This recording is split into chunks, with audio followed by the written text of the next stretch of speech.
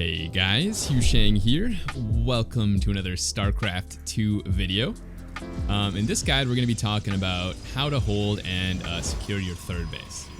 So, I get a lot of students that have trouble in this particular area because I think taking this third so quick is way out of people's comfort zones. We're on like, 3 adepts. You've got like 1 oracle and we're already taking this third. And whenever I teach a Protoss player, the Protoss will have like a Robo, he'll have like a Twilight, a Forge, maybe like 5 gateways, and then he'll take this third base. And what you want to know is that taking the third base later is actually much harder, usually, because there's more surface area. And if you take it earlier, the Zerg has to cut a lot more worker to do their early Ling attack, which is more impactful. So you actually want to take this third quite quickly, and yeah, the faster you take it, the better, within reason. So we're going to, I'm going to show you how to take this really smoothly. Okay, let me go back a bit. So we got our first adept. We're going to build 3 adept total, and then we're going to also get an air unit. If you're like, let's see, let's say you're like below or diamond or below, I'd probably recommend you go for a Void Ray. The Oracle's a bit better, but it just takes a little more APM. So if you want really easy mode third base, just make a Void Ray and just stick it here. But if you're a little more advanced or you want to start working on your multitasking, then you definitely want to go for an Oracle. And you might feel like, oh, I don't have the APM to harass. But the first step with the Oracle is not even to harass. It's just to like tag their base and just use it as like a scout, right? Just come in here and like tag the base and then send it away, maybe back to the middle of the map. And then, maybe like a minute later, tag their base again, shift it back to the middle of the map, and just get some good vision about like when they stop droning, or if you could see like anything, like what units they're making, etc. is pretty good. And then if you need it, you can always pull it back to your third for defense. But okay, so how do we take the third? Okay, so we have 2 adept, we have an oracle, and you should feel quite comfortable at this point in the game just moving out with these units, because if the Zerg did like a big attack here, they're really destroying their economy. So like, let's say there's like 16 Zerglings right now at 4 minutes. In order for the Zerg to do that, they would have to cut 8 drones. And so instead of having 14 drones here, they would have like, I don't know, 6? Is that what it is?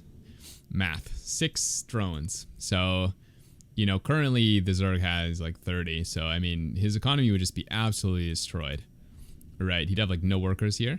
And so if that happens to you, basically what that means is you don't even need the third base because you're already winning, right? It'll be like 40 workers to, 20 something.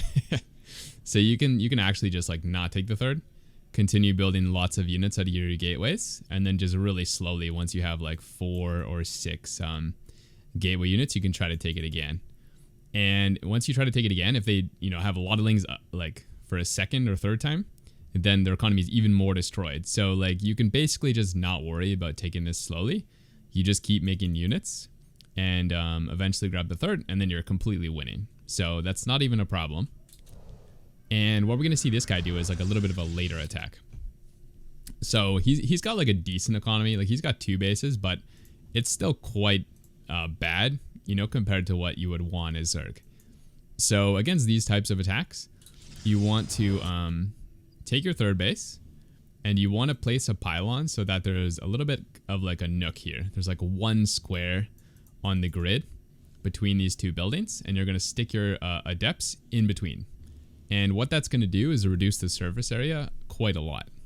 So you're going to want to make use of that, and you want to be very careful that you don't place this pylon in like a pretty bad position, because I've seen some students place their pylon like right here, and that might seem a little more efficient because now it's not blocking your gas and stuff. But if you place it here,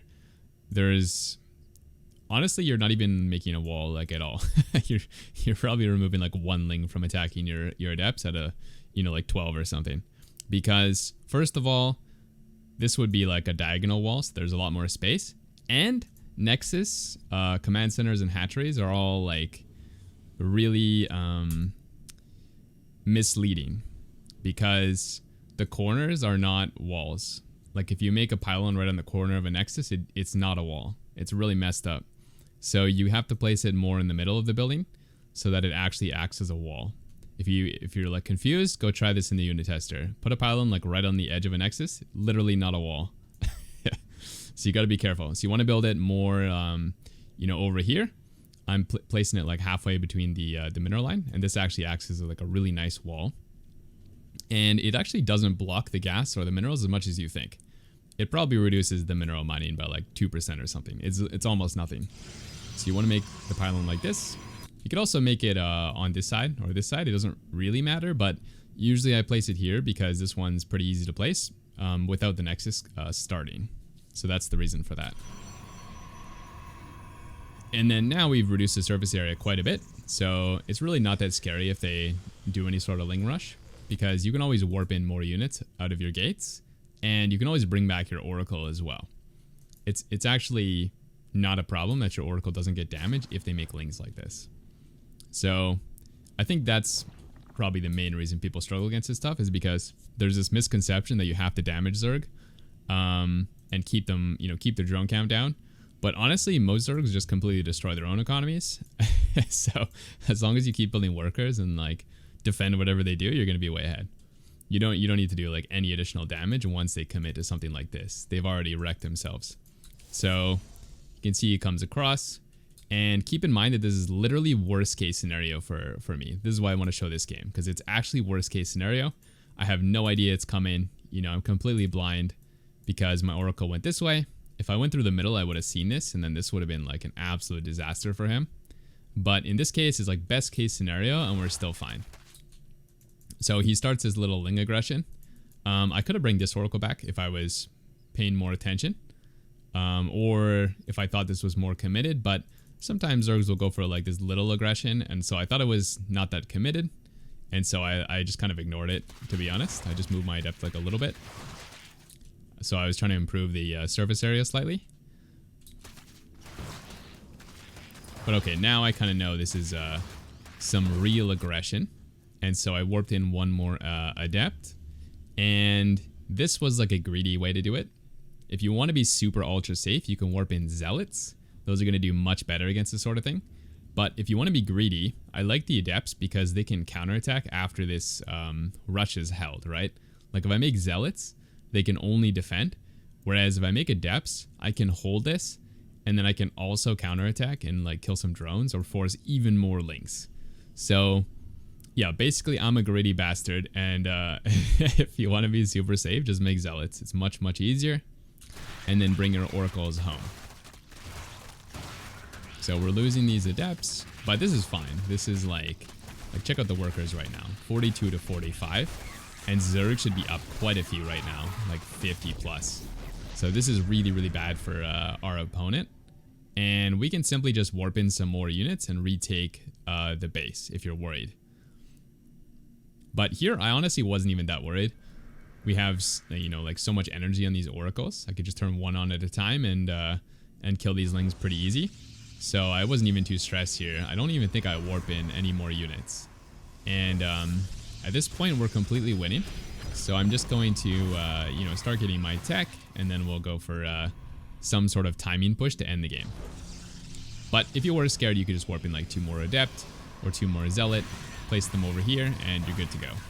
Honestly, I wouldn't even make a shield battery. As I say that, I made a shield battery. I guess I was extra scared in this game, apparently. And then behind this, you can get a Robo Bay and a Forge. And yeah, he goes for some more Ling attacks. But honestly, like this is such a waste of his larva, and he's really going to be struggling for the rest of the game to keep up. So yeah, I go into some Colossus, and if I go on like ×4, I'll just show you how this game concludes. So I'm looking at the workers right now, and you can see it's 71 to 66. You might think this is quite okay for Zerg, but actually, like the time it took for him to get to that drone count is quite slow, and so it's much worse than it appears. So you can see we just build up a pretty basic army. It's like Colossus, and some stalkers. So if he goes Zerglings, then the Colossus do quite well. And if he goes for roaches, then the Stalker, Sentry, and Immortal can kind of deal with that. So it's just pretty good all around. And then this is the most OP thing ever, is just spamming stasis all over below your army. It's actually so good. It's so insanely good. So really important to keep your oracles alive. I mean, like, this is just a complete massacre. So not even close, honestly. Like, he just didn't really have the time to make a lot of units. So he goes for this like really desperate counterattack. But it's not really that scary because you can always recall. And as long as you save one base, you basically win. So kind of like a desperado move from him. But basically he lost the game when he did that Ling aggression. And so you can just have like an easy cleanup, easy game. Go for a 3-base timing, and yeah, that should end things pretty simply. And yeah, that's the game. So hopefully you guys learned some stuff. If you enjoyed the video, make sure to like it, subscribe, and also point out I do one-on-one coaching. So if you're interested in getting some more help in this matchup or other matchups, hit me up on my website, hushengcoaching.com, or my Discord. You can find that in the description or the top comment. What else? We got some group coaching. We're meeting up twice a week for like 2 hours each. And so what is that? That's like 16 hours a month for like 30 bucks, 40 bucks, something like that.